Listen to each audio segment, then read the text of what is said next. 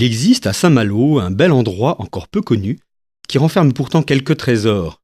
Le local de l'association Mémoire et Patrimoine des Terre-Neuve, avenue de Moka, abrite en effet un véritable trésor, une belle collection d'objets.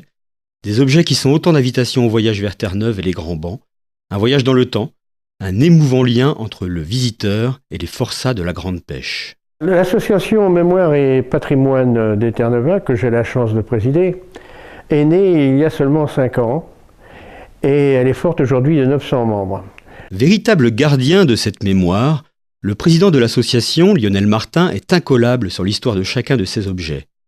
Quoi de plus naturel pour ce capitaine de pêche à la retraite, auteur de 5 ouvrages sur le sujet. Ça s'est fait bizarrement à l'initiative d'un commerçant qui nous a réunis à 2 et puis qui nous a dit le métier vient de s'arrêter en 1995 avec le moratoire, le métier de Terre-Neuve. Et donc de ce fait, il est grand temps de faire quelque chose pour essayer de mémorer tous vos faits et puis recueillir les documents, toutes ces valeurs, aussi bien photos que films, qu'objets, etc. Alors, nos valeurs consistent à beaucoup de choses. Ici, il y a des centaines et des centaines d'objets, mais bien sûr, il y en a qui sont beaucoup plus recherchés que d'autres. Comme cette carte, nous avons une carte de 1784 qui avait été éditée sous l'ordre du roi et qui est très très très très rare. Et comme Terre-Neuve était française à l'époque, l'île de Terre-Neuve, la capitale est en Plaisance, tous les endroits, les petits sites, etc. sont écrits en français. Dans les objets du René Guyon, on trouve ses feux de navigation, son compas, on trouve également son loch à hélice et puis son corne à brume, qui est là, qui est assez extraordinaire. C'était les derniers corps à brume qu'il y avait sur les voiliers. N'oubliez pas que le René Guyon est le dernier voilier morutier malouin et le dernier voilier français à avoir pratiqué la pêche qui s'est arrêté en 1951. Et ensuite, on peut trouver ici un mât de goélette avec sa cloche. Cette cloche servait à l'avant à signaler au capitaine le nombre de maillons filés ou virés.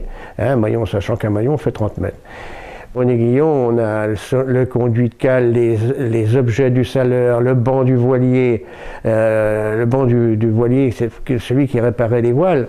On a tous ces outils-là, c'est vraiment une grande collection. Et là, vous pouvez voir ici, autour de ça, aussi une écope de Doris, la véritable voile de Doris. Ou bien ici, vous voyez les premiers cirés qui étaient bien avant le nylon. C'était des cirés traités à l'huile de lin. Voilà ces bottes aussi, où chaque botte pèse 3 kg quand elle est mouillée, c'est-à-dire qu'avec 6 kg au pied, ils montaient dans la mâture, parfois jusqu'à une hauteur de 30 mètres quand il y avait le cacatois. Donc ces marins-là étaient considérés par les Anglais les meilleurs du monde, et c'est ainsi que les Terre-Neuve devenaient tous corsaires. Et tous les historiens vous diront, sans les Terre-Neuve, il n'y aurait jamais eu de corsaires, parce que les navires devenaient corsaires, et aussi les hommes. Voilà, ça c'est pour la grande histoire de Saint-Malo.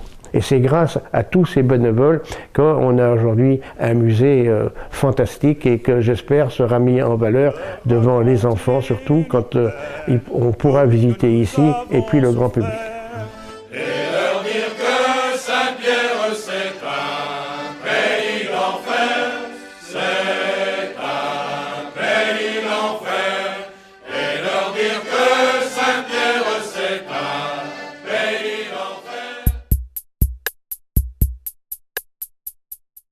Qui se souvient encore que la fête de la Sainte-Ouine était organisée à l'occasion du pardon des Terre-Neuve? Il est vrai que l'odeur de la morue a depuis longtemps été remplacée par celui des croustillons. Mais la fête foraine malouine conserve une ambiance unique que lui confère son implantation entre les bassins du port et les remparts. Les croustillons, c'est avant ou après? Bonjour, je m'appelle Olivier Janselme et je fais partie d'une grande famille de forains, famille Janselme. Et voilà, on est sur la foire de Saint-Malo et là vous êtes dans mon stand. C'est un stand d'une loterie électronique, nouvelle loterie. C'est des pièces que l'on met pour faire pousser des plaquettes de points, des couleurs pour gagner des cadeaux. Et moi je suis 5e ou 6e génération, on est né là-dedans et on est parti de Marseille. Et donc tous les enfants sont partis un peu à gauche, à droite dans la France entière. Et donc c'était mon arrière-grand-père, mon grand-père, mon père et moi et mes enfants. Et on est là-dedans depuis, je vous dis, quelques générations. Et voilà, que vous dire de plus, voilà, on aime notre métier, on aime ça et on ne va pas faire autre chose. On est resté un mois à Rennes, là on est à Saint-Malo pour un mois. Et forcément on est sur un site spécifique parce qu'il n'y a pas beaucoup de foires en France où on est comme ça le long des remparts, le long d'une ville historique. Là vous avez la mer autour, les manèges sont vraiment entourés par l'eau et ça c'est vraiment spécifique à Saint-Malo. Il n'y a pas d'autres foires en France où vraiment c'est comme ça. Et ça fait des années que ça dure avec le pardon, c'est parti du pardon des Terre-Neuve. Et voilà, la fête foraine. Donc bon, on a perdu un peu l'histoire du pardon, il n'y a plus tellement de messes comme avant. Comme on faisait avant sur les manèges, on faisait une messe, ça s'est un peu perdu. Mais la Sainte-Ouine reste quand même la Sainte-Ouine, c'est la fête foraine de Saint-Malo. Et voilà, on amuse les Malouins pendant un mois.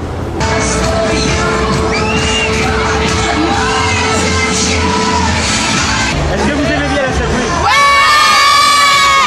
C'est quoi le manège préféré? Des manèges qui donnent le tournis. Une bonne manière aussi de goûter aux joies de la vitesse sans se soucier des radars. Moins de bruit et de fureur pour les petits, mais une concurrence acharnée pour savoir qui décrochera le pompon.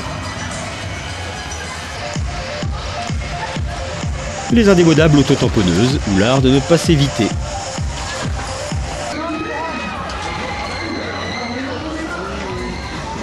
Une Sainte-Ouine sans croustillon? Pas très diététique direz-vous, mais si, ce n'est que de la pâte et un peu d'huile.